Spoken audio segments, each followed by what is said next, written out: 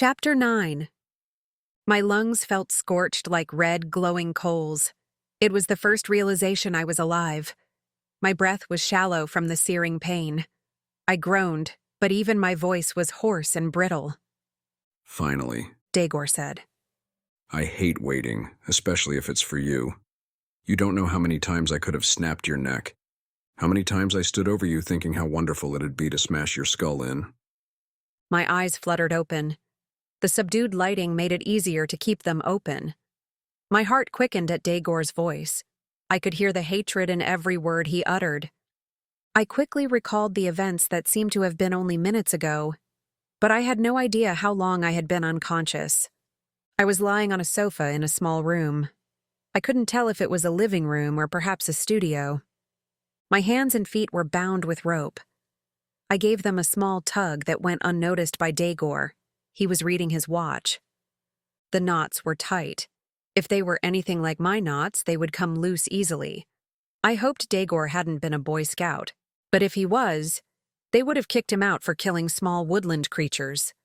Hopefully they kicked him out before he learned to tie knots. He was no longer violently angry like he had been in the alley, but I could sense his impatience. I'm sick of you, Daegor said as he swirled amber liquid in an oversized goblet. I had to leave Vegas because of you. I left the country to make sure I didn't get busted. He glared down at me. I lost everything because of you. I wanted to tell him it was stolen property, but Daegor liked to dole out black eyes, and my eyes had finally returned to normal from our last round. I kept quiet and let him do the talking. He liked to hear himself talk, and the more he talked, the more I might understand what the heck was going on and why fate dragged me into it.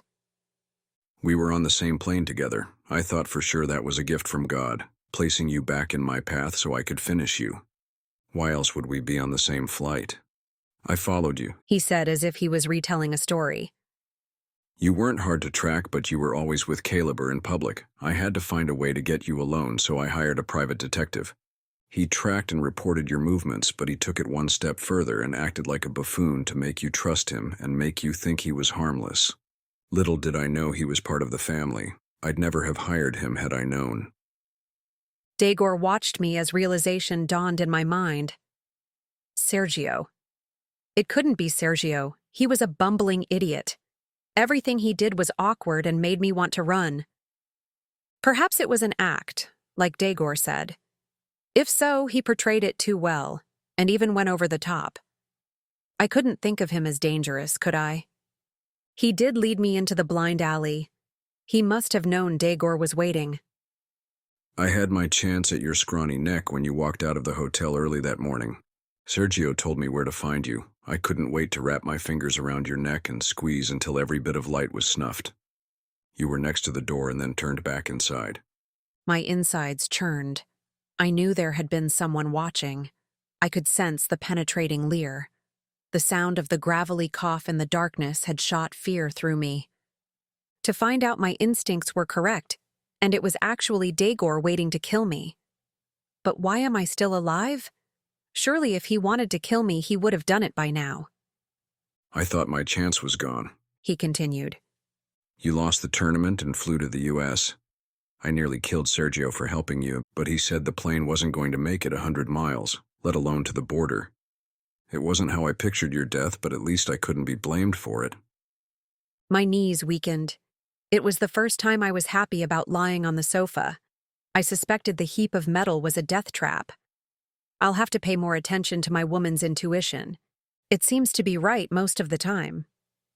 Right now it told me Daegor's story was coming to a close. My fingers fumbled with the knot, but I couldn't grip it. Daegor took a sip of his drink and snarled, You didn't die. Again, you were on death's door and you walked away unscathed. I wouldn't say unscathed. It was a horrendous experience, and I reeked by the end.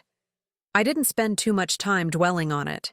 It was urgent that I come up with a plan, and nothing was coming to mind. Not even a shred of a plan.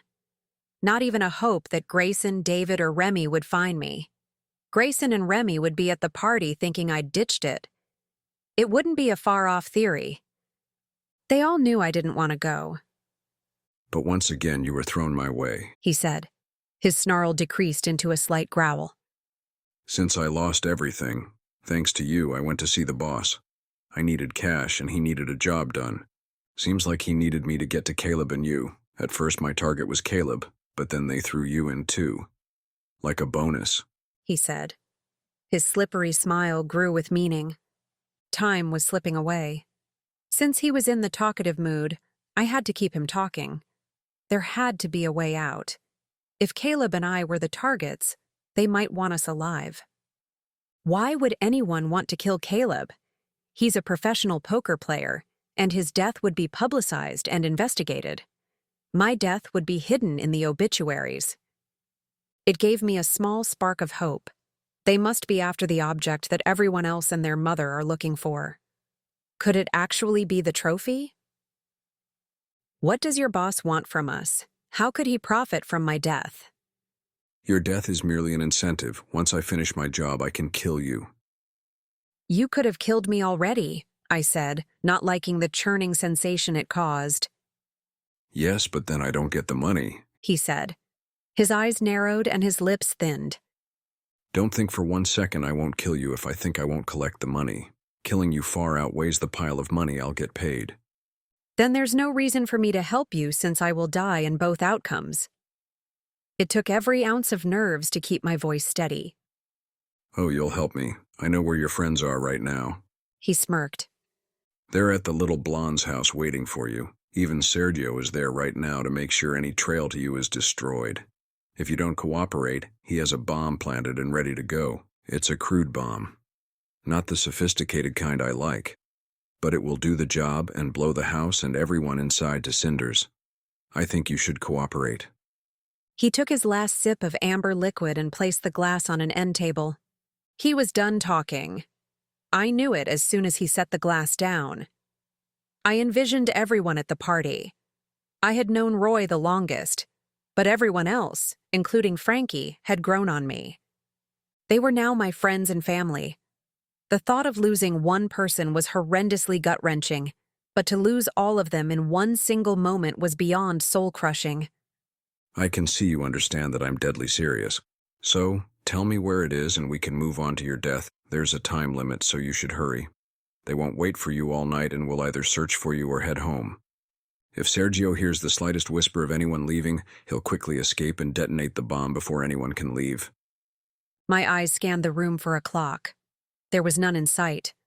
I had no idea what time it was, and the curtains were closed. I couldn't tell if it was dark. You were unconscious for longer than I expected. It would be wise to hurry and tell me everything you know. I don't know anything. All I know is my house has been searched, and so has Caleb's, Frankie's, and Roy's. But nothing was found. Were you the one who searched them? No, but I had Sergio tail the person who did. Nothing was recovered. Are you sure? Sergio doesn't seem like he's playing with a full deck. Sergio was acting. I'd warn you not to take him lightly. In his home country, he's known as the Terminator, and his family is. He stalled, and I detected the faintest shudder. Glancing at his watch, he said, You're running out of time. I shivered. Is this about Caleb's trophy? Dagor narrowed his eyes and nodded. Yes, I want it. It's in my apartment. Just go get it. I had no idea why the trophy was so important, but everyone seemed to want it. And to me, it was an ugly, twisted blob that I didn't have the skill to win in the first place. Dagor searched my face. His cold, dark eyes pierced through the space between us. Your place was searched. How is that possible? The trophy was in the oven, and then it melted into a blob. A tear stung the corner of my eye. Now that Dagor knew the location of the trophy, there was no need to keep me around. He could kill me at any time, and I was completely defenseless. It melted? His voice was laced with fear. Yes, it's on the living room coffee table. It looks like an abstract art blob. Dagor contemplated. It could be ruined. If you're talking about the trophy, yes, it's ruined. No, I meant. He trailed off, but recalled himself quickly. Never mind, it won't matter since you're going to die anyway. Just do it already, I growled. I didn't want to die, but if I had to, then I wanted it to be over with quickly. Daegor was dragging it out, enjoying every minute that pushed me into further anguish, panic, and despair. Daegor's eyes blackened as he strode a few steps to me. There's nothing I want more than to kill you, but I need the trophy first. Hopefully you didn't destroy the part I need, or I'll make sure to kill you agonizingly slow. I kicked at him. My bound legs connected with his stomach, knocking the wind out of him. My aim wasn't good. I was aiming for his crotch. Daegor wheezed as he clutched his chest. I braced for his counterattack. I may be tied up, but I refused to sit back and die, especially at the hands of Daegor. I swung my legs off the couch. I could stand, but the ties didn't allow for much movement. I couldn't hold my arms up, and I couldn't move my feet. He may as well have wrapped me up like a mummy for all the movement the ropes allowed. Daegor was recovering from the blow. It was dire that I attack again, but I was very limited. I steadied myself on my feet as I sped through my options. I could hop over to him and headbutt him, but seeing as I had previous concussions, I didn't want to try that route unless I had to.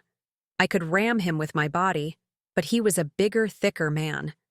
I didn't think it would do too much. He'd be able to react quicker and pummel me. Daegor turned, hammering me with eyes that were slits filled with hatred. I felt the malice in every bruise he ever gave me. I was out of time. Every nerve and fiber of my muscles lit on fire. He wasn't going to take me so easily, not without a fight, not when I had reasons to fight. I wouldn't want any of my friends to give up, and I wouldn't either. I hopped 3 times to close in, hopping once more to kick my feet up into the air and slam him in the stomach. All of my weight was in that kick. There was nothing to hold me back, nothing to stop me. He doubled over in pain and shock while I crashed to the floor, bound by the damn rope. I whimpered as a spasm wound its way through my legs from the contact. I gritted my teeth at the pain and listened to hear Daegor wheezing. He was doubled over near me. I swung my legs up, smashing his head with my feet. Spit from his mouth flung out from the contact as he toppled over and fell to the ground. He was only slightly dazed. His anger would return with vengeance if I let up. Keeping him down was my only way of survival. I swung myself around to kneel. A small distance of space between us was easily crossed by shimming along the floor. I didn't wait for the right moment. I struck as soon as I was in range. My bound hands, fisted together, swung down at Daegor, first at his groin, then at his head as he curled into a ball. He was conscious and roaring with anger. His body shook as he fought to overcome the assault. If he managed to get up, I was a goner. I wasn't ready to be a goner, nor could I lose my friends. I hit him again with my fists, again and again. There was nothing to stop me. The turn-off switch in my brain had been overwritten. As long as I was hitting him, he wasn't hitting me or someone else. I didn't know how long I had been mercilessly punching Daegor. My fists were numb by the time I heard someone call my name. My whole body was numb. There was no hurt, no emotion, no thoughts. Just survival. The voice sounded far away, perhaps on the other side of a tunnel. I didn't recognize the voice, but as it drifted closer, it flipped the switch off in my fists. I glanced down at Daegor, who was unconscious and battered. His face was bruised and bloody. So were my hands. I quickly kicked myself away from him, away from what I had done. Tears spilled down my face. I didn't have time to think. I had to escape. I pulled myself to the sofa to assist me in standing. There had to be a knife somewhere so I could cut the ropes. I leaned on the sofa and shifted my feet. My wobbly legs protested as I stood. 2 hands clamped around my waist. I jerked from surprise. Who had entered the room and when? I spun around to see who it was, but twisted like a knot in my bindings. I cried out as I lost my balance. I felt a tug at my clothes to keep from falling, but I crashed down onto the floor. My head bounced off the coffee table on the way down. I was able to see 2 things before I passed out. Daegor was bloody and sprawled out. and Sergio was standing above me with dark eyes.